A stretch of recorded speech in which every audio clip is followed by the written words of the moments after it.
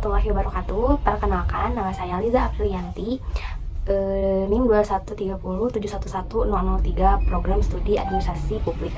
Di sini saya akan mempresentasikan teori tentang pengambilan keputusan. Yang pertama itu kita mulai dari pengantar teorinya terlebih dahulu, terus konteks dan metode pengambilan keputusan.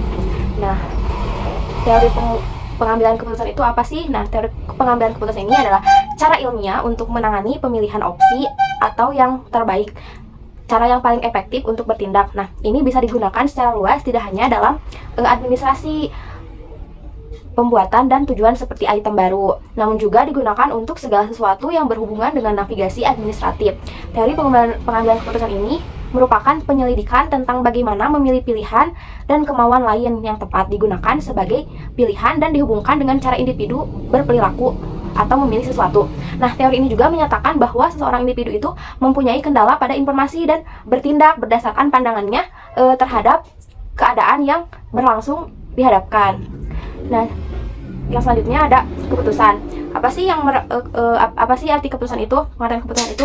Nah, keputusan ini merupakan hasil dari sebuah pemecahan masalah yang dihadapinya dengan tegas. Nah, hal ini berhubungan dengan jawaban dari pertanyaan-pertanyaan seperti lalu, bagaimana, ini, dan apa yang harus dilakukan. Namun, yang mengenai unsur-unsur perencanaan. Nah, dapat dikatakan juga bahwa keputusan ini sebenarnya merupakan hasil dari pemikiran yang berupa pemilihan atau satu di antara beberapa alternatif yang sebenarnya dapat digunakan untuk memecahkan masalah yang dihadapi. Nah, yang selanjutnya, pengertian keputusan menurut beberapa ahli, ada 4 ahli. Yang pertama, Profesor Dr. Prajudi Astomo Dirjo SH, yang kedua Rob C. Davis, yang ketiga ada Mary Polet, dan yang keempat ada Ahmad Sudrajat. Pengertian keputusan menurut Profesor Dr. Prajudi ini merupakan keputusan yang suatu pengakhiran yang berawal dari proses pemikiran tentang suatu masalah untuk menjawab suatu pertanyaan apa yang harus diperbuat. Selanjutnya ada pengambilan keputusan itu merupakan proses alternatif tindakan untuk mencapai tujuan atau sasaran tertentu. Nah, setiap keputusan ini hendaknya diusahakan agar pelaksanaannya itu jangan sampai menggunakan kekerasan atau menggunakan fisik, dan sehingga nantinya pelaksana itu dengan senang hati bisa melakukan kegiatan yang telah diputuskan. Nah, pengambilan keputusan ini dekat pada pendekatan sistematis terhadap permasalahan melalui proses pengumpulan data untuk mencari informasi, serta ditambah lagi dengan faktor-faktor yang perlu dipertimbangkan dengan adanya pengambilan keputusan.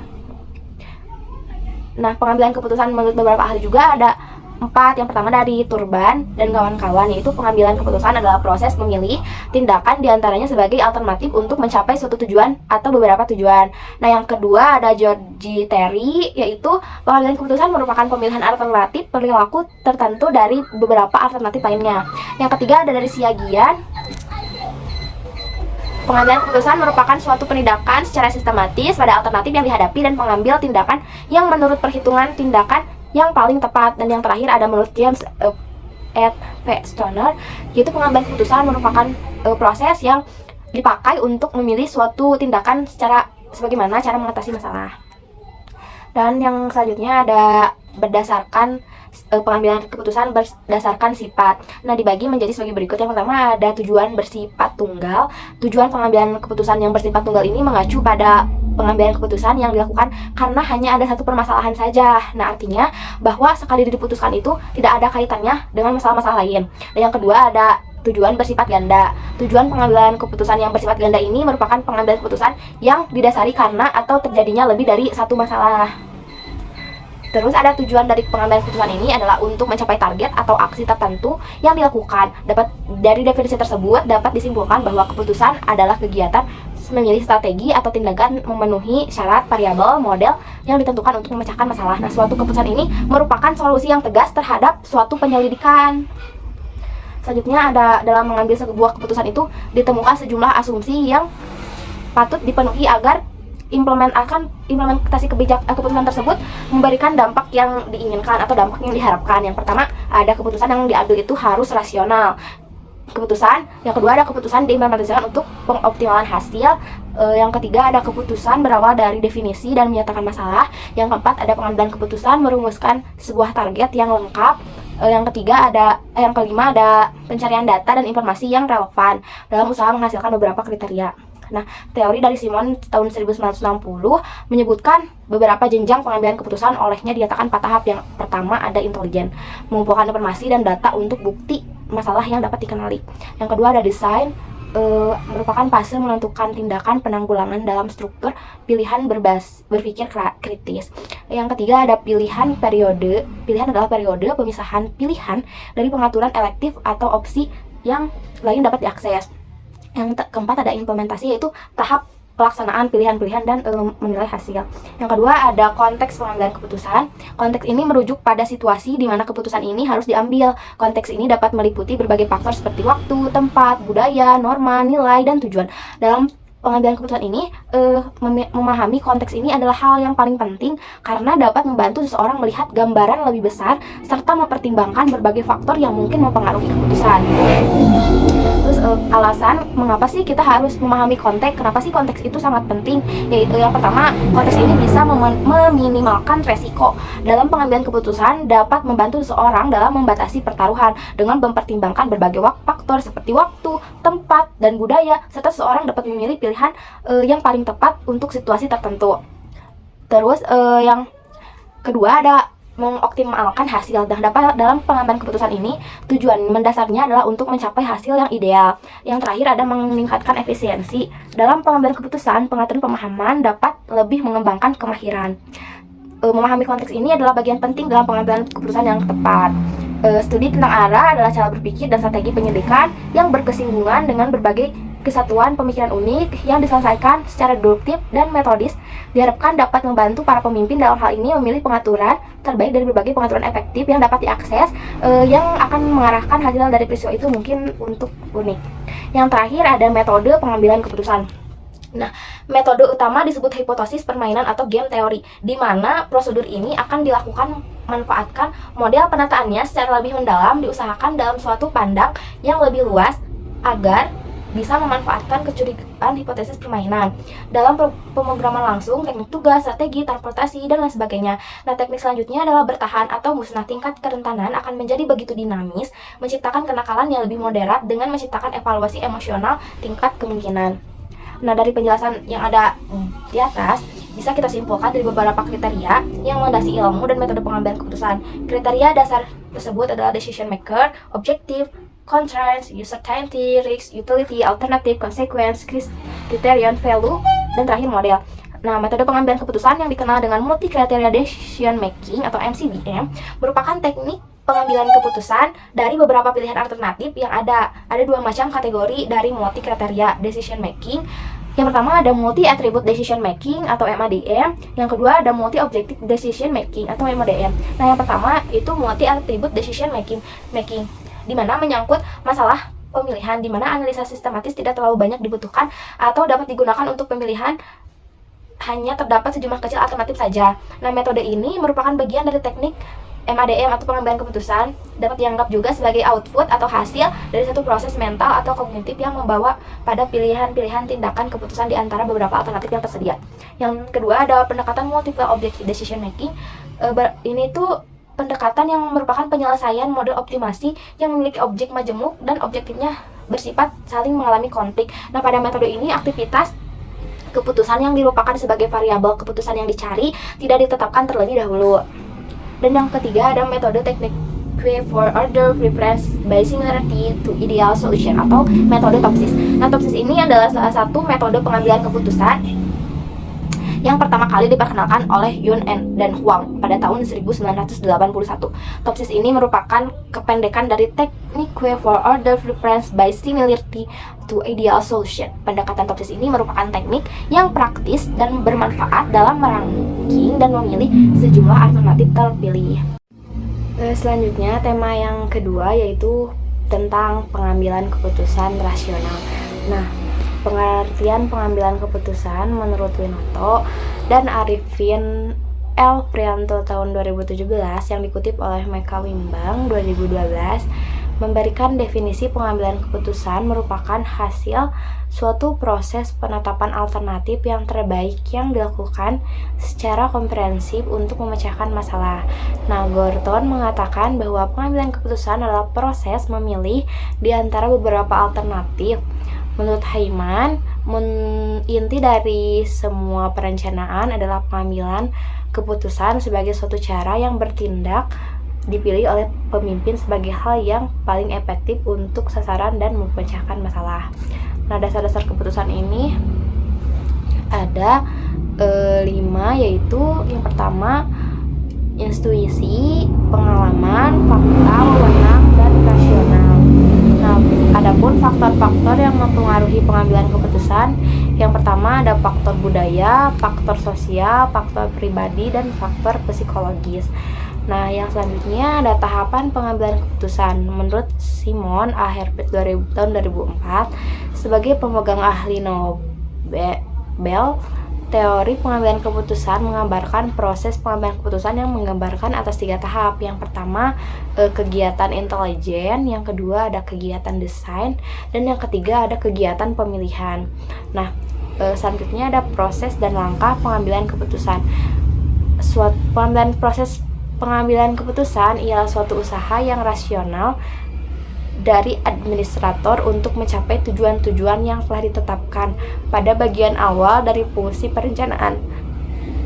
Prosesnya dimulai dan berakhir dengan berbagai pertimbangan. Nah, ia memerlukan kreativitas, keterampilan kuantitatif, serta pengalaman.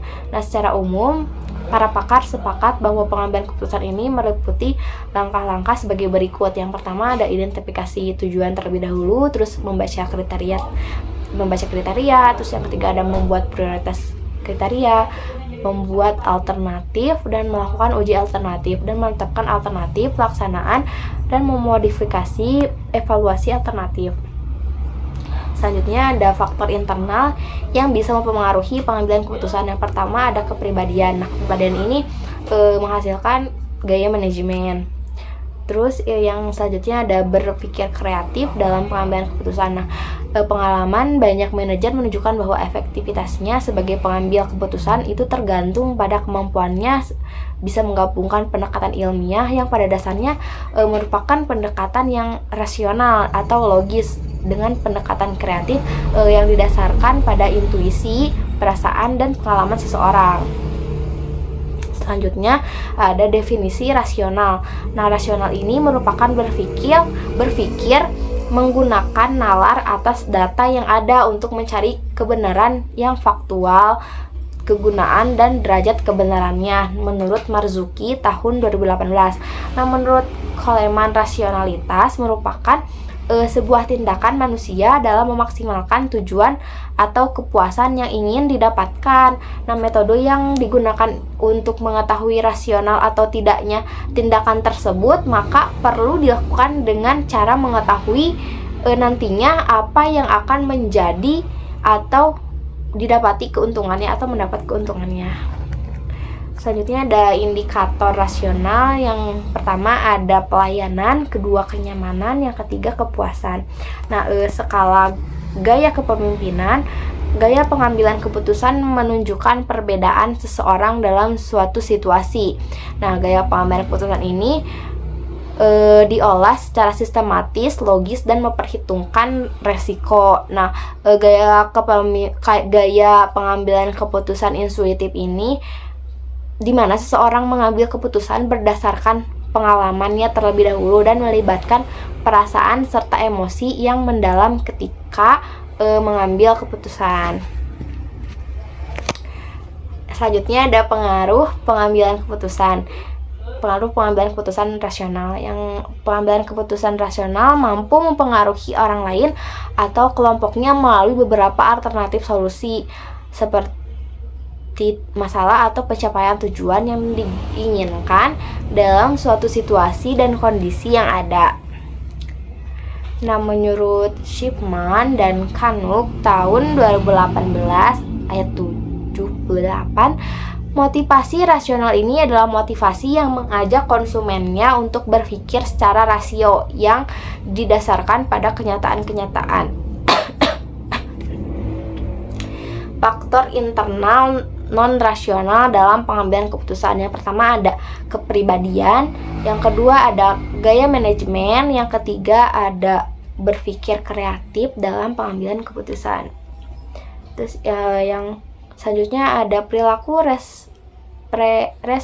representativeness bias terhadap pengambilan keputusan investasi rasional.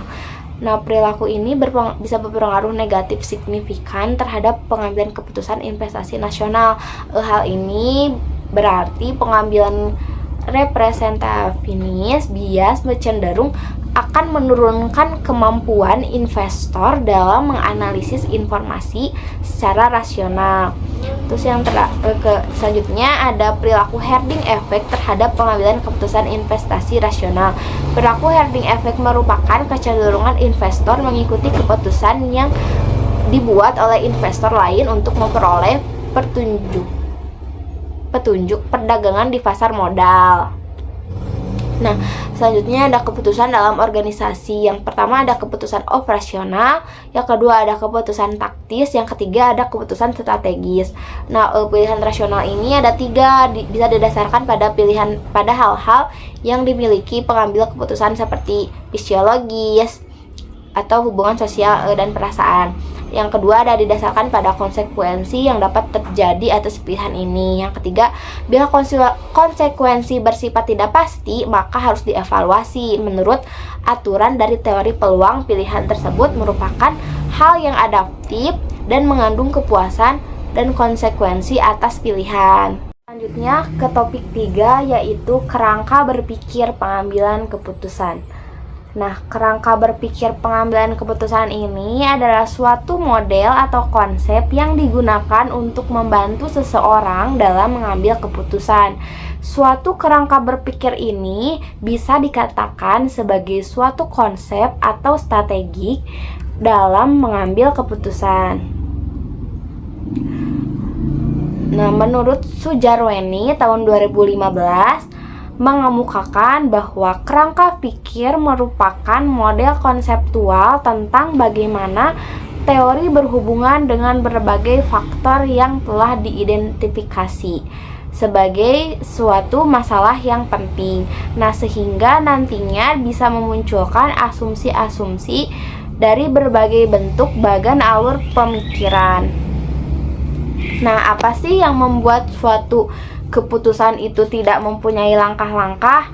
Nah, menurut para ahli, berusaha untuk mengembangkan berbagai pendekatan dalam menciptakan suatu kerangka konseptual dalam pengambilan keputusan ini, mulai dari kerangka yang terdiri dari beberapa langkah yang bisa disederhanakan ke kerangka yang terdiri dari komponen-komponen yang rumit. Nah, kerangka yang paling sederhana hanya terdiri dari 4 langkah konsekuensial, yaitu yang pertama ada menemukan situasi yang memerlukan suatu keputusan. Yang kedua ada menemukan faktor-faktor yang diperlukannya suatu tindakan tertentu. Yang ketiga memilih satu di antara berbagai alternatif yang tersedia. Yang keempat menilai pilihan-pilihan yang pernah dibuat di masa lalu untuk mengetahui pilihan mana yang membuahkan hasil yang paling menguntungkan bagi suatu organisasi. Nah, selanjutnya ke proses membuat keputusan. Yang pertama ada rasional. Nah, seberapa komplit sih dan seberapa sempurna informasi mengenai sesuatu. Nah, bisa didefinisikan juga masalahnya dan tidak akan ada hambatan yang akan terjadi. Yang ketiga bisa mengetahui semua kemungkinan secara alternatif. Dan yang ketiga dapat secara tepat menghitung dan memilih alternatif dengan keuntungan yang lebih tinggi. Yang kedua ada konseptual. Konseptual ini merupakan dari langkah-langkah ke langkah berpikir, di mana pemantauan keadaan. Contohnya seorang manajer dapat bertanggung jawab memantau keadaan yang sangat berpengaruh pada tindakannya, baik bersifat internal dan eksternal maupun lingkungan yang memiliki dampak terhadap jalannya organisasi yang dipimpinnya. Yang kedua bisa mendefinisikan suatu problematik yang dapat dihadapi atau identifikasi masalah. Nah, situasi problematik ini yang dapat dihadapi itu antara lain bisa mencakup yang pertama gejala-gejala penyimpanan yang ada, yang kedua faktor-faktor penyebab timbulnya situasi yang tidak diinginkan, yang ketiga itu sifat dari situasi problematik itu apakah termasuk kategori urgent atau penting, yang terakhir ada batas-batas situasi problematik yang hendak diatasi. Nah, definisi ini secara tepat akan memungkinkan diambilnya langkah-langkah mengatasi secara cepat. Terus ada spesifikasi sasaran yang ingin dicapai, yaitu perlu ditempuh merupakan menjabarkan terbaik mungkin sasaran yang ingin dicapainya dengan diambil suatu keputusan tertentu.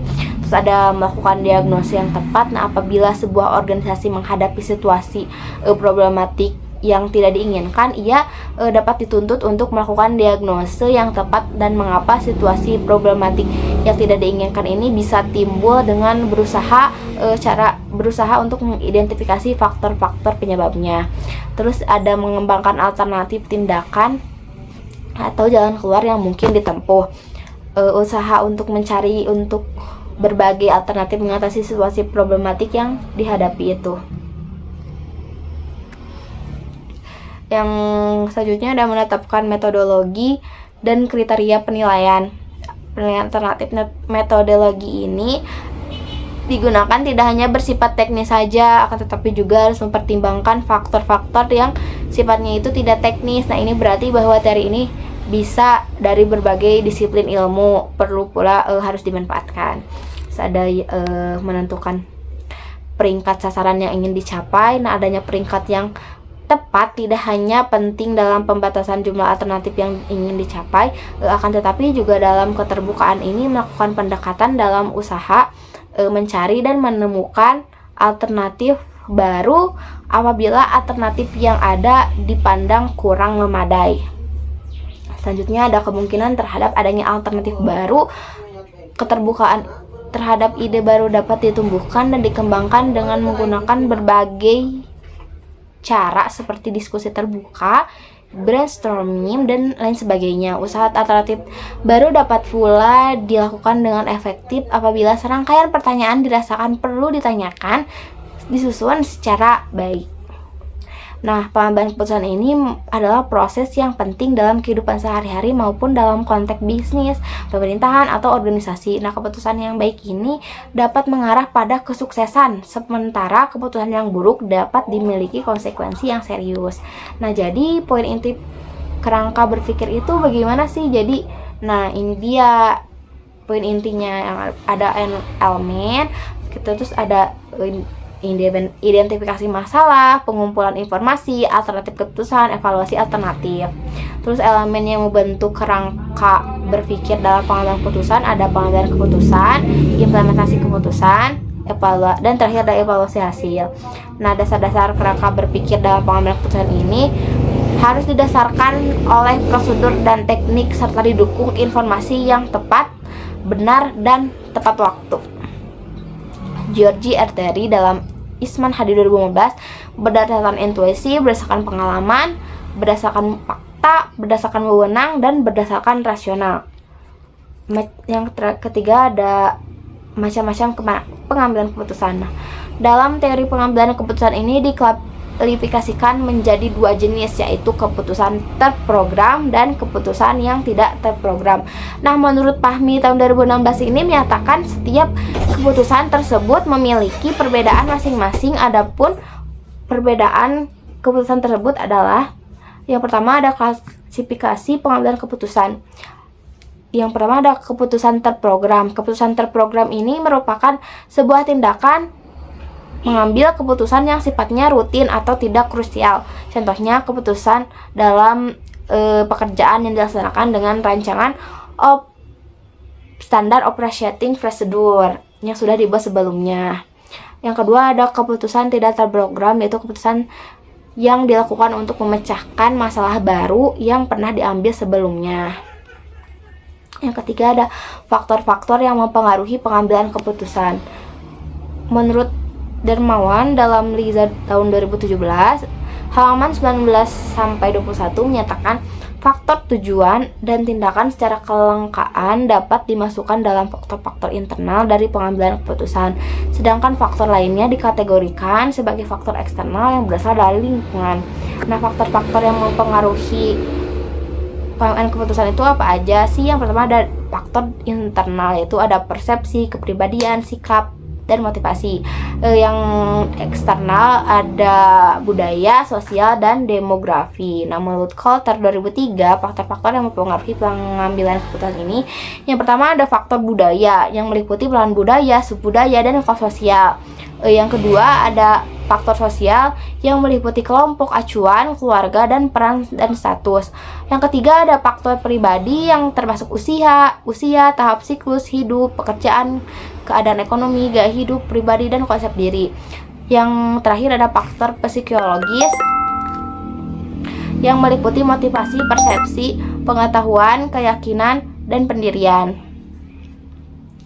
Agar pengambilan keputusan yang lebih terarah, maka perlu diketahui unsur-unsur dari pengambilan keputusan tersebut, antara lain tujuan dari pengambilan keputusan, identifikasi alternatif, perhitungan mengenai faktor-faktor, sarana atau alat untuk mengevaluasi atau mengukur hasil dari suatu pengambilan keputusan selanjutnya. Dan yang kelima ada rasional. Topik keempat yaitu tentang cost benefit analysis. Nah, cost benefit analysis ini atau analisis biaya manfaat merupakan metode untuk meninjau atau menilai asesmen suatu kebijakan dengan mengukur segala dampaknya berdasarkan satuan moneter atau uang. Nah, tujuan dari cost benefit analysis ini untuk membantu pengambilan kebijakan sosial dan meningkatkan manfaat sosial ataupun meningkatkan alokasi sumber daya yang lebih efisien. Nah, cost benefit analisis menurut para ahli, menurut Mangko Subroto tahun 1998, dalam menentukan manfaat dan biaya suatu program atau proyek harus dilihat secara luas pada manfaat dan biaya sosial dan tidak hanya pada individu saja. Nah, selanjutnya ada biaya atau cost. Biaya persiapan adalah biaya yang dikeluarkan sebelum proyek yang bersangkutan benar-benar dilaksanakan. Nah, biaya investasi ini atau modal biaya investasi biasanya didapat dari pinjaman suatu badan atau lembaga keuangan baik dalam negeri atau luar negeri. Nah, biaya operasional masih dapat dibagi lagi menjadi biaya gaji untuk karyawan, biaya listrik, air, dan telekomunikasi, biaya habis pakai, biaya kebersihan, dan sebagainya. Biaya pembaharuan atau pergantian pada awal umur proyek, biaya ini muncul tetapi setelah memasuki usia tertentu. Biasanya pada bangunan mulai terjadi kerusakan-kerusakan yang memerlukan perbaikan. Manfaat atau benefit. Manfaat langsung dapat berupa peningkatan output secara kualitatif dan kualitatif akibat penggunaan alat-alat produksi yang lebih canggih. Manfaat tidak langsung adalah manfaat yang muncul di luar proyek namun sebagai dampak adanya proyek. Nah, manfaat terkait yaitu keuntungan-keuntungan yang sulit dinyatakan dengan sejumlah uang namun benar-benar dapat dirasakan seperti kenyamanannya dan keamanan dan kenyamanannya. Nah, tujuan dari cost benefit analysis ini yaitu menentukan atau mengukur seberapa manfaat suatu proyek, program atau kegiatan merupakan suatu investasi biaya yang baik atau tidak. Nah, CBA ini juga bertujuan untuk memberikan dasar untuk membandingkan suatu proyek termasuk membandingkan total yang diharapkan dari pilihan dengan total keuntungan yang diharapkan. Nah, manfaat dari cost benefit analysis itu yang pertama ada membantu perusahaan dalam membuat keputusan. Yang kedua ada meningkatkan pendapatan bisnis dan juga profit. Yang ketiga memberikan gambaran terkait kemajuan proyek. Yang keempat ada mendorong perusahaan dalam membuat keputusan. Yang kelima memungkinkan perusahaan untuk membandingkan keuntungan dan pengeluaran dengan mudah. Nah, hal-hal yang perlu dilakukan dalam proses cost benefit analysis yaitu yang pertama merumuskan kerangka perencanaan analisis. Yang kedua ada identifikasi masalah biaya manfaat. Yang ketiga menentukan nilai untuk tiap biaya dan manfaat dan yang terakhir menentukan hasil perhitungan cost benefit analysis. Nah, metode yang digunakan untuk mengukur biaya dan manfaat dari analisis manfaat biaya cost atau cost benefit analysis. Yang pertama, metode ini memfasilitasi perbandingan berbagai alternatif investasi atau proyek yang berbeda. Nah, yang kedua NVF menghitung selisih antara nilai arus kas masuk dan arus kas keluar selama dalam kurun waktu tertentu. Yang ketiga ada metode IRR. IRR adalah tingkat pengembalian yang diharapkan dari suatu investasi atau proyek. Nah, IRR ini digunakan untuk menentukan profitabilitas dari suatu investasi atau proyek yang diusulkan. Nah, identifikasi manfaat bertujuan untuk mengetahui manfaat yang didapat dari implementasi sistem penjualan.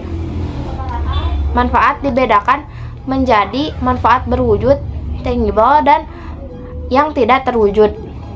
Nah, manfaat terwujud ini manfaat berwujud dari investasi. Sistem penjualan diperoleh melalui penghematan biaya akibat adanya investasi tersebut. Nah, manfaat tidak berwujud ini seringkali tidak terlihat secara langsung, namun dapat memberikan kontribusi yang penting. Topik kelima yaitu pohon keputusan. Nah, pohon keputusan ini bisa disebut juga adalah model hierarkis pendukung keputusan yang menggunakan struktur berbentuk pohon untuk mewakili serangkaian keputusan dan konsekuensi yang mungkin terjadi, termasuk hasilnya acak, biaya sumber daya, dan utilitas. Nah, pohon keputusan ini memadukan antara eksplorasi data dan pemodelan, sehingga sangat bagus sebagai langkah awal proses pemodelan, bahkan ketika dijadikan sebagai model akhir dari beberapa teknik lain. Nah, konsep dari pohon keputusan ini mengubah data menjadi pohon keputusan dan aturan-aturan keputusan. Nah, pengambilan keputusan berdasarkan decision tree analysis merupakan salah satu alat pengambilan keputusan yang diprediksi dari berbagai cara alternatif yang tersedia. Nah, decision tree ini menggunakan representasi struktur pohon di mana setiap node merepresentasikan atribut cabangnya, mempresentasikan nilai-nilai dari atribut, dan daun mempresentasikan kelas. Node yang paling atas yaitu decision tree disebut sebagai root. Decision tree merupakan metode klasifikasi yang paling populer saat ini digunakan. Selain karena pembangunannya relatif lebih cepat, hasil dari model yang dibangun juga mudah dipahami. Nah, pada decision tree ini terdapat 3 jenis node, yaitu yang pertama root node, merupakan node paling atas. Pada node ini tidak ada input dan tidak mempunyai output yang mempunyai output lebih dari 1. Yang kedua ada internal node, merupakan node pencabangan. Pada node ini hanya terdapat 1 input dan mempunyai output minimal 2. Dan yang ketiga ada leaf node atau terminal node, merupakan node akhir. Pada node ini hanya terdapat 1 input dan tidak mempunyai output. Nah, struktur pohon keputusan dapat dibaca dari atas ke bawah. Simpul, ini ada gambarnya ya, nih A, B, C kayak gitu. Simpul paling atas pada pohon ini adalah simpul akar. Nah, simpul akar ini ditandai dengan tanda kotak di simpul tersebut dinamakan simpul keputusan. Nah, cabang-cabang yang mengarah ke kanan maupun ke kiri dari cabang keputusan mempresentasikan kumpulan alternatif keputusan yang dapat diambil. Hanya 1 keputusan yang dapat diambil dalam suatu waktu. Nah, pohon keputusan ini salah satu metode belajar yang sangat populer dan banyak digunakan karena sangat praktis. Metode ini merupakan metode yang berusaha menemukan fungsi-fungsi pendekatan yang bernilai diskrit menurut Suyanto tahun 2007. Nah, manfaat pohon keputusan ini apa sih? Nah, manfaatnya itu untuk membreakdown proses pengambilan keputusan yang kompleks menjadi lebih simpel gitu, sehingga pengambilan keputusan ini akan lebih menginterpretasikan solusi dari berbagai permasalahan. Nah, beberapa manfaat lain dari pohon Keputusan ini antara lain yang pertama mengeksplorasi data dan menemukan hubungan tersembunyi antara sejumlah calon variabel input dengan sebuah variabel target. Yang kedua, memadukan antara eksplorasi data dan pemodelan sehingga sangat bagus sebagai langkah awal dalam proses pemodelan. Bahkan ketika dijadikan sebagai model akhir dari beberapa teknik lain. Yang ketiga ada bersifat fleksibel. Memilih fitur dari internal node yang berbeda, fitur yang terpilih akan membedakan suatu kriteria dibandingkan kriteria yang lain dalam node yang sama. Dan yang keempat dapat digunakan untuk mengeliminasi data yang tidak diperlukan. Jadi data-data yang tidak diperlukan itu dibuang saja gitu. Yang kelima lebih mudah memperoleh sebuah solusi dari suatu masalahan. Nah, apa sih kelebihan memakai pohon keputusan ini? Yang pertama, daerah pengambilan keputusan yang sebelumnya kompleks dan sangat global dapat diubah menjadi lebih simpel dan lebih spesifik. Dan yang kedua, eliminasi perhitungan-perhitungan yang tidak diperlukan karena ketika menggunakan metode decision tree, maka diuji hanya berdasarkan kriteria atau kelas tertentu saja. Nah, ada struktur pohon keputusan. Yang pertama adanya terjadi overlap dalam menggunakan kelas-kelas dan kriteria yang digunakan jumlah besar. Yang kedua ada pengakumulasian jumlah error dari setiap tingkat dalam sebuah pohon keputusan yang besar. Yang ketiga ada kesulitan dalam mendesain keputusan yang optimal. Yang keempat ada hasil kualitas keputusan yang didapatkan dari metode tersebut. Ada algoritma decision tree adalah sebuah metode untuk membuat keputusan berdasarkan serangkaian pertanyaan yang sudah terstruktur dalam bentuk pohon keputusan. Nah, algoritma ini merupakan pelajaran pohon keputusan yang sederhana dikembangkan oleh Ross Quinlan pada tahun 1986. Nah, ada yang kedua ada algoritma C45 merupakan struktur pohon terdapat simpul yang akan mendeskripsikan atribut-atribut di mana setiap cabang menggambarkan hasil atribut yang diuji dan setiap daun menggambarkan kelas. Nah, algoritma C45 ini merupakan algoritma yang dikembangkan dari algoritma ID3. Algoritma ID3 dan C45 ini rekursif membuat sebuah decision tree berdasarkan training data yang telah disiapkan. Nah, yang ketiga ada algoritma C50, yaitu penyempurnaan algoritma sebelumnya yang dibentuk oleh Ross Quinlan pada tahun 1987. Dan C45 ini adalah versi komersial dari C45. Secara luas digunakan di banyak pemaketan data mining seperti Clementine and Rulcus. Tidak seperti C45, penggunaan algoritma ini untuk C50 itu belum terungkap. Terima kasih. Nah, topik ke-6 itu ada metode keputusan analistik hierarki proses atau metode keputusan AHP. Menurut para ahli, menurut Nugraha tahun 2017, AHP ini adalah sebuah konsep untuk pembuatan keputusan berbasis multi kriteria atau kriteria yang banyak. Nah, karakteristik umum metode AHP ini, yang pertama ada berbentuk hierarki fungsional, yang kedua input utamanya adalah persepsi manusia, yang ketiga ada mengolah data kuantitatif dan kualitatif, yang keempat memecahkan persoalan yang bersifat tidak terstruktur, dan yang terakhir ada MCDM atau multi attribute decision making. Nah, jenis metode AHP ini ada dua, yaitu single kriteria dan multi kriteria. Nah, aksioma AHP ini ada 4. Yang pertama reciprocal comparison atau pengambilan keputusan yang harus dapat membuat perbandingan dan menyatakan preferensinya. Yang kedua homogeneity, preferensi seseorang harus dapat dinyatakan dalam skala terbatas atau dengan kata lain elemen-elemennya dapat dibandingkan satu sama lain.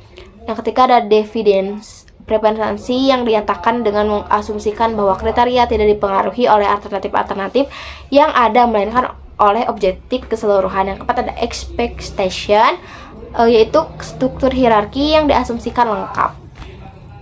Nah, prinsip dasar AHP yaitu memecah atau membagi masalah yang utuh menjadi elemen-elemen dipecah kembali kriteria dan alternatif ke dalam bentuk hierarki di mana setiap elemen saling berhubungan. Comparative judgment menggunakan penilaian berdasarkan kepentingan relatif dua elemen pada suatu tingkatan tertentu atau dengan menyusun perbandingan berpasangan menjadi bentuk matriks. Nah, ini bisa dilihat intensitas kepentingan ada satu sama penting dan kedua elemen punya pengaruh yang sama. Ketiga 1, 3, 5, 7, 9 itu sedikit sama penting, sedikit lebih penting, sangat penting, dan mutlak sangat penting, mutlak lebih penting. Nah, ini ada contoh matrik perbandingan berpasangan. Nah, terus selanjutnya ada synthesis of priority untuk setiap kriteria yang alternatif perlu dilakukan perbandingan berpasangan. Terus ada logical consistency. Konsistensi memiliki dua makna. Pertama, objek-objek yang serupa bisa dikelompokkan sesuai dengan keseragaman dan relevansi. Yang kedua, ada menyangkut tingkat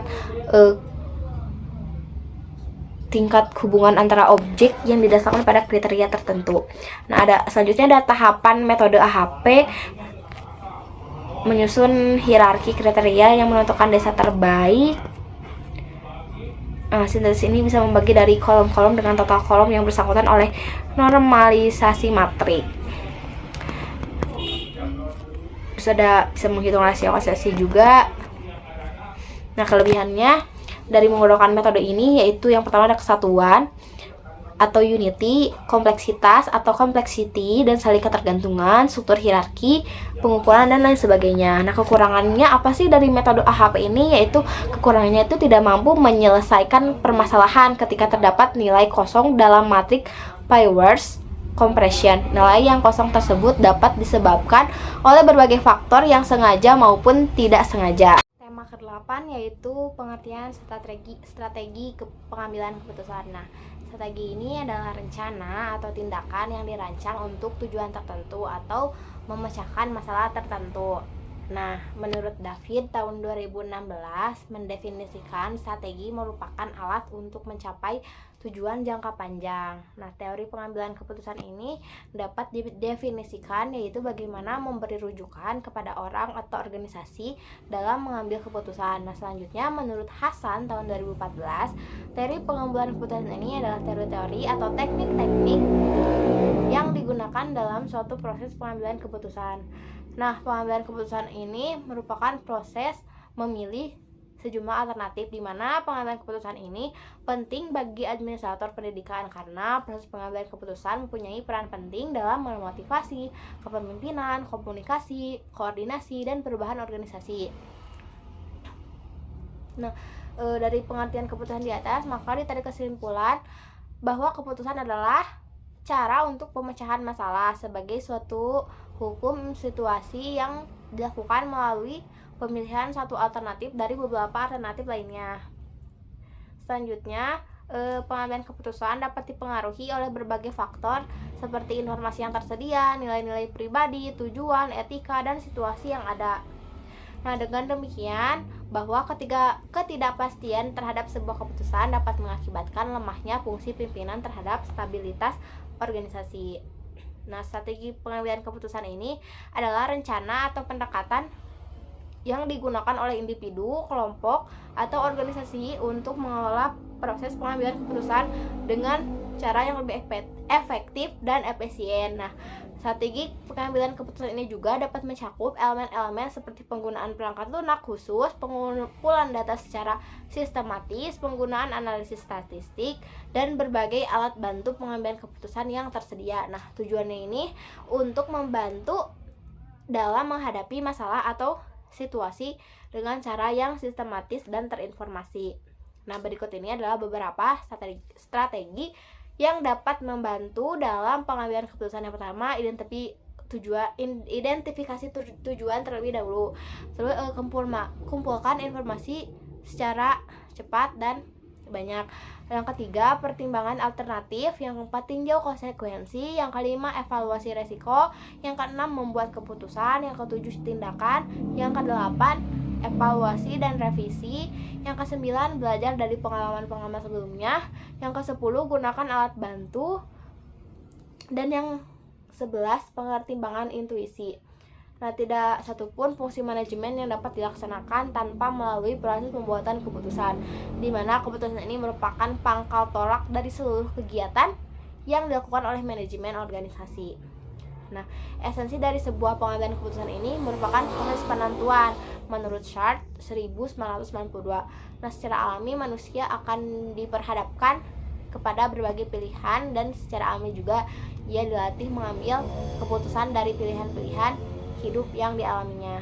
Nah, ada beberapa hambatan yang dapat menghambat strategi pengambilan keputusan yang efektif. Yang pertama ada keterbatasan informasi, bias kognitif, tekanan waktu, resiko dan ketidakpastian informasi, konflik kepentingan, tumpah tindih otoritas, kompleksitas masalah, pengambilan keputusan grup, dan resistensi perubahan. Nah, prinsip pengambilan keputusan ini ada 9. Yang pertama ada pengetahuan, inisiatif, mencari saran, selektif, komprehensif, fleksibel, penilaian orang yang baik, serta pengambilan risiko yang dihitung dan pengetahuan diri. Nah, komponen pengambilan keputusan itu suatu strategi pengambilan keputusan ini memiliki 3 subsistem utama. Yang pertama, manajemen bisnis data. Data merupakan komponen penyedia data bagi sistem. Nah, data ini bisa disimpan. Nah, yang kedua ada dalam database yang diorganisasikan oleh DMBS atau Database Management System atau peniruan dari alam nyata. Model ini dikelola oleh model BAS. Yang ketiga ada subsistem manajemen penyelenggara dialog. Melalui sistem dialog inilah sistem diimplementasikan sehingga penggunaan atau pemakaian dapat berkomunikasi dengan sistem yang dirancang. Dan yang selanjutnya ada situasi dan kondisi yang mendasari strategi pengambilan keputusan. Yang pertama terdapat kesenjangan atau gap antara situasi dan kondisi yang ada dengan tujuan yang ingin dicapai. Yang kedua ada kepedulian pihak pengambil keputusan terhadap gap tersebut atau terhadap masalah tersebut. Yang ketiga ada motivasi dari pengambil keputusan, dan yang keempat adalah decision maker yang memiliki sumber daya seperti uang, karyawan, teknologi, dan lain sebagainya yang memadai untuk menyelesaikan masalah tersebut. Selanjutnya ada situasi dan kondisi yang terjadi saat dan kemungkinan situasi ini terjadi yang diprediksi di masa yang akan datang. Yang pertama ada resiko, waktu, kompleksitas, sumber daya, tujuan, etika dan nilai, pengalaman, partisipasi, kepemilikan pihak ketiga, teknologi, dan emosi. Dan selanjutnya ada kondisi strategi pengambilan keputusan. Yang pertama ada kepastian, yang kedua ada kondisi beresiko, dan yang ketiga ada kondisi tidak pasti. Dan selanjutnya ada model-model pengambilan keputusan. Yang pertama ada model rasional, yang kedua ada model rasionalitas atau model rasionalitas terbatas atau bounded rationality model, dan yang terakhir ada model politik atau political model. Terima kasih. Tema yang ke-9 yaitu model pengambilan keputusan. Nah, model ini adalah percontohan yang mengandung unsur bersifat penyederhanaan. Untuk dapat ditiru, pengambilan keputusan itu sendiri merupakan suatu proses berurutan yang memerlukan penggunaan model secara cepat dan tepat. Nah, definisi model pengambilan keputusan itu apa sih? Nah, model pengambilan keputusan ini adalah proses yang terstruktur yang dapat digunakan untuk memandu tim dalam mengambil keputusan. Setiap model pengambilan keputusan ini menggunakan metode yang berbeda untuk membantu menganalisis dan mengatasi tantangan tertentu. Nah, model pengambilan keputusan ini yang pertama ada model pengambilan keputusan rasional. Nah, model ini berfokus pada penggunaan atau langkah-langkah logis untuk menghasilkan solusi terbaik. Hal ini seringkali melibatkan analisis beberapa solusi sekaligus untuk memilih solusi yang menawarkan kualitas hasil terbaik. Yang kedua ada model intuitif, yaitu menggunakan perasaan dan naluri untuk mengambil keputusan. Seringkali pemimpin tim atau manajer menggunakan model ini untuk membuat keputusan cepat ketika mereka tidak memiliki banyak waktu untuk melakukan penelitian atau perencanaan. Nah, yang selanjutnya ada mengutamakan pengakuan. Nah, model keputusan yang mengutamakan pengakuan ini yang diciptakan oleh Gary Ackland dalam bukunya Sources of Power, menggunakan pemikiran cepat dan pengalaman sebelumnya untuk membuat keputusan, seringkali dalam lingkungan yang bergerak cepat. Yang selanjutnya ada model keputusan kreatif. Nah, model ini menggunakan ide orisinal untuk menciptakan solusi inovatif yang menciptakan tujuan atau mengatasi hambatan. Hal ini melibatkan memikirkan suatu situasi dan menemukan solusi tanpa mengacu pada situasi serupa. Nah, seringkali dapat menggunakan model ini untuk situasi yang belum pernah dialami sebelumnya, seperti proyek baru atau masalah produksi. Ke-10 yaitu teknik pengambilan keputusan. Nah, dalam suatu kondisi ketika suatu organisasi akan melakukan pengambilan keputusan, maka hal yang perlu menjadi pertimbangan utama adalah apakah keputusan yang diambil itu dapat menjadi keputusan yang efektif. Nah, di mana diharapkan keputusan yang diambil itu dapat berdampak langsung dan bersifat positif bagi kepentingan organisasinya. Teknik-teknik pengambilan keputusan yang efektif ini akan membantu organisasi dalam membuat keputusan terbaik dikaitkan dengan ketersediaan informasi yang relevan. Nah, fungsi pengambilan keputusan ini adalah pangkal permulaan dari semua aktivitas manusia yang sadar dan terarah, baik secara individual maupun secara kelompok, baik secara institusional maupun secara organisasional. Nah, tujuannya itu bersifat tunggal, di mana hanya satu masalah yang dapat ditangani dalam output. Maka output tersebut memiliki tujuan keputusan tunggal karena setelah ditentukan masalah-masalah tersebut tidak akan terkait dengan masalah-masalah lainnya. Dan yang kedua ada tujuan bersifat ganda, yaitu ketika suatu pilihan mempengaruhi lebih dari satu masalah dan ada banyak tujuan pengambilan keputusan yang terlibat, dengan mengambil satu tindakan secara bersamaan, dua atau lebih masalah yang bertentangan atau tidak bertentangan dapat diselesaikan. Nah, pentingnya manfaat pengambilan keputusan ini penting bagi maju mundurnya suatu organisasi, terutama karena masa depan suatu organisasi banyak ditentukan oleh pengambilan keputusan sekarang. Nah, jenis teknik pengambilan keputusan. Yang pertama ada analisis Plato, yang kedua ada analisis perbandingan sepasang, yang ketiga ada teknik implikasi plus minus, yang keempat ada analisis jaringan, yang kelima ada analisis kekuatan teknik lapangan, dan yang keenam ada teknik biaya dan manfaat. Teknik pengambilan keputusan yang pertama ada brainstorming, yaitu ketika sekelompok individu dalam suatu organisasi menghadapi skenario sulit dan tidak terlalu rumit dan dapat dikarakterisasi dengan tepat, mereka melakukan pencakapan di mana semua pihak yang berkepentingan diharapkan untuk mengambil bagian dan berbagi pendapat. Nah, yang kedua ada sinektik. Pada dasarnya metode ini menugaskan seorang pemimpin diskusi kepada salah satu anggota kelompok diskusinya. Yang ketiga ada consensus thinking, yaitu pada teknik ini semua orang yang terlibat dalam pemecahan masalah harus sepakat tentang batasan hakikat dan dampak serta situasi dari sebuah persoalan yang dihadapi.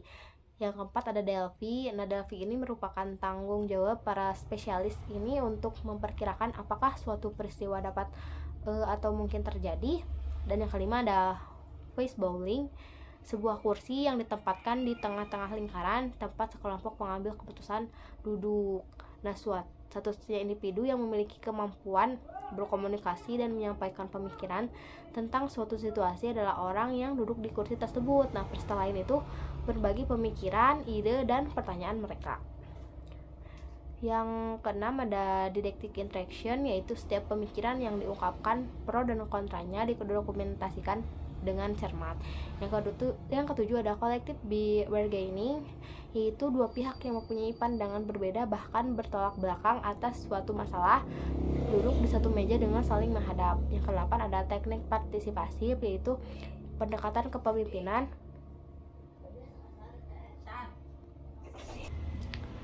Yang kedelapan ada teknik partisipasi, di mana pendekatan kepemimpinan ini bersifat demokratis yang melibatkan partisipasi dalam pengambilan keputusan yang berbasis perilaku. Selanjutnya ada teknik pengambilan keputusan kelompok, di mana pemimpin yang dapat membuat pilihan lebih berhasil dengan menggunakan prosedur pengambilan keputusan kelompok. Dan yang ke-10 ada teknik nominal. Yang pertama, pembangkitan ide yang tidak diungkapkan melalui tulisan. Umpan balik round robin dari anggota kelompok yang mencatat setiap ide dalam frasa pendek pada papan tulis. Sistem pendukung keputusan yaitu ada intelligence, design, dan choice. Intelijen ini pencarian kondisi-kondisi yang dapat menghasilkan keputusan. Desain itu menemukan pengembangan dan menganalisis materi-materi yang mungkin untuk dikerjakan. Choice pemilihan dari materi-materi yang tersedia, di mana yang akan dikerjakan fase 1 sampai 3 merupakan dasar pengambilan. Nah, faktor yang mempengaruhi dalam pengambilan keputusan dalam organisasi adalah adanya pengaruh tekanan dari luar. Yang kedua, adanya pengaruh kebiasaan lama atau sifat-sifat pribadi. Yang ketiga, ada faktor pengalaman. Yang keempat, ada pengaruh dari kelompok lain. Tema yang ketujuh yaitu pengambilan keputusan intuitif. Nah, menurut Heron tahun 1978, pengambilan keputusan intuitif ini dengan mengandalkan perasaan, kesadaran emosional, fantasi, kadang-kadang bersifat impulsif, cepat mengambil keputusan. Nah, dari Robin tahun 1996 ada 8 kondisi yang memungkinkan orang-orang menggunakan pengambilan keputusan intuitif. Nah, apa aja sih yang 8 itu?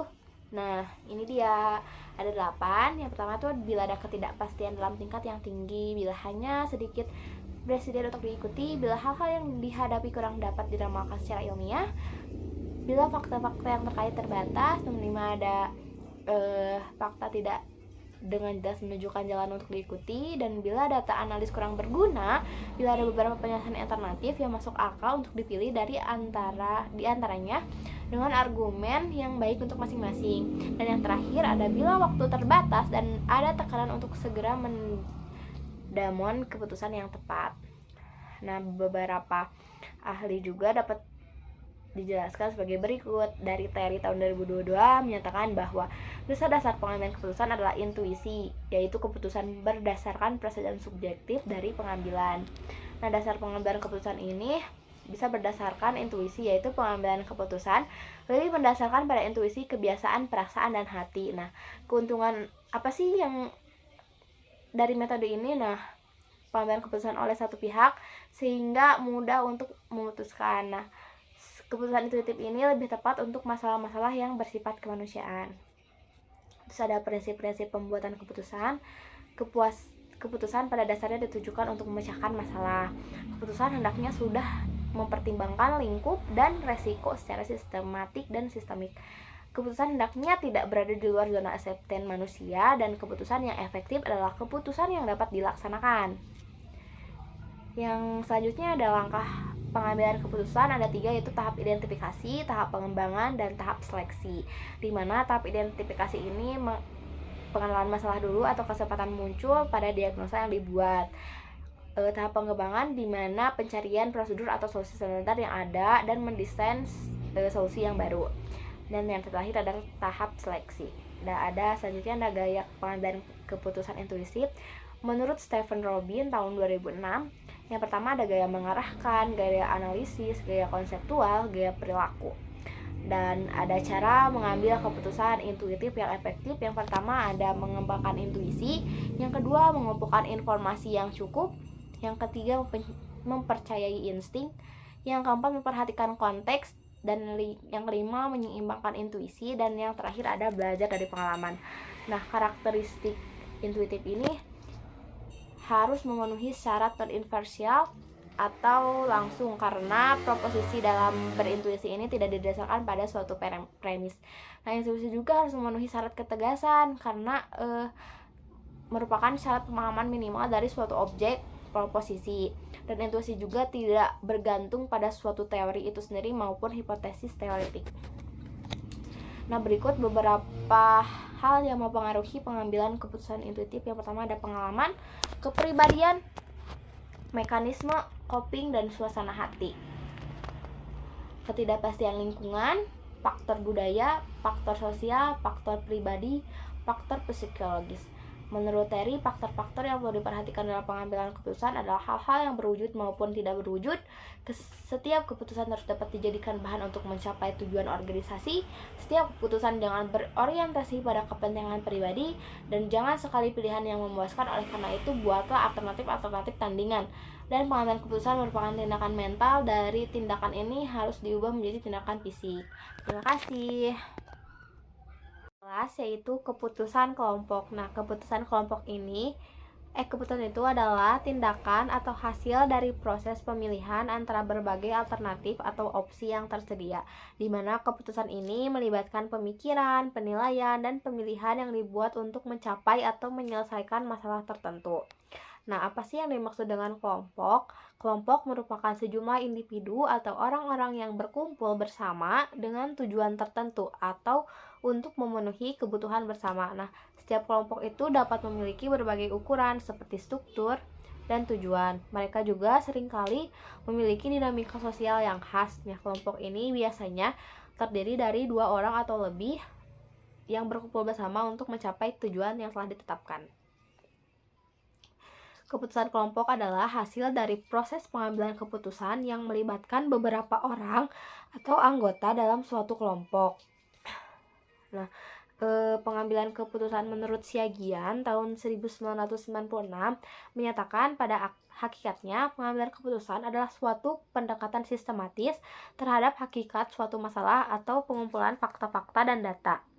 Nah, proses pengambilan keputusan ini ada beberapa langkah. Yang pertama, kelompok perlu memahami masalah atau situasi yang memerlukan pengambilan keputusan.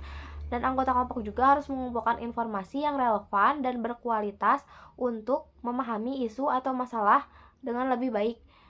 Terus kelompok juga harus mengidentifikasi terlebih dahulu sejumlah alternatif atau pilihan yang dapat digunakan untuk menyelesaikan masalah. Dan yang terakhir, kelompok harus mengevaluasi setiap alternatif dengan mempertimbangkan berbagai faktor seperti dampak, biaya, dan resiko. Nah, proses pengambilan keputusan itu, anggota kelompok perlu berdiskusi dan berdebat tentang alternatif-alternatif tersebut. Kelompok juga harus mencapai kesepakatan atau membuat keputusan, dan kelompok juga perlu mengevaluasi hasil dari keputusan tersebut dan mendapatkan umpan balik. Nah, fase pengambilan keputusan itu menurut Simon tahun 1960 ada 4. Yang pertama, intelligent, design, discussion, dan implementation. Tahapan-tahapan proses pengambilan keputusan. Yang pertama ada identifikasi masalah, mengumpulkan informasi, identifikasi alternatif, evaluasi alternatif, pilih solusi terbaik, implementasikan keputusan, pantau dan evaluasi. Pendekatan dalam pengambilan keputusan menurut George dan Glueck tahun 1965 dan Salusu mengemukakan 3 pendekatan utama dalam pengambilan keputusan, yaitu rasional analitis, intuitif emosional, perilaku politis. Nah, selanjutnya ada tipe-tipe keputusan. Yang pertama itu sumber informasi baik yang bersifat kualitatif maupun kuantitatif lengkap tersedia serta informasi yang diterima adalah bisa dapat dipercaya. Dan yang selanjutnya memiliki sumber daya yang memenuhi syarat sesuai standar yang diinginkan. Nah, tipe-tipe keputusan ini ada keputusan yang tidak terprogram, artinya keputusan diambil dalam usaha memecahkan masalah-masalah baru yang belum pernah dialami sebelumnya. Selanjutnya ada perubahan dalam keputusan. Secara umum, dampak perubahan keputusan ini dapat dikelompokkan menjadi 2. Yang pertama, incremental change dan turbulent change. Nah, incremental change ini merupakan dampak perubahan keputusan yang dapat diperkirakan. Dan kalau turbulent change itu tuh merupakan pengambilan keputusan dalam kondisi perubahan yang sulit diperkirakan.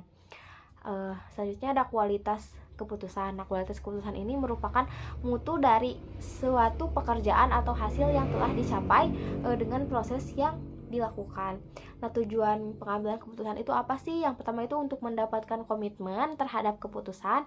Yang kedua itu untuk menginvestasikan lebih banyak pengetahuan dan keahlian selama proses tersebut. Yang ketiga untuk membawa sinergi di antara anggota kelompok. Nah, adapun keuntungan dan kekurangan pengambilan keputusan kelompok. Yang pertama, keuntungannya itu bisa kumpulan pengetahuan. Nah, pengambilan keputusan dalam suatu kelompok ini melibatkan banyak orang selama proses tersebut, di mana ini akan membawa lebih banyak pengetahuan serta keahlian pada setiap pengambilan keputusan. Nah, penerimaan juga karena keputusan diambil secara kolektif, para anggota dengan mudah menerima keputusan.